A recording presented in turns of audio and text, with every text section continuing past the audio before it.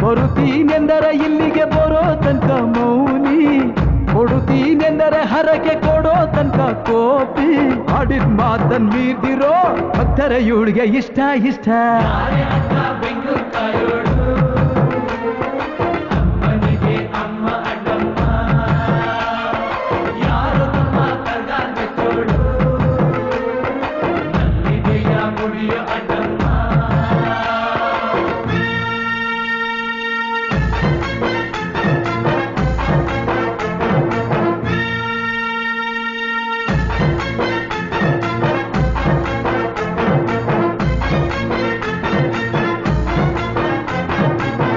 ಕಾಡು ಮಲ್ಲೇಶನೇ ಒಮ್ಮೆ ತಾಯ ಬೇಡಿದ,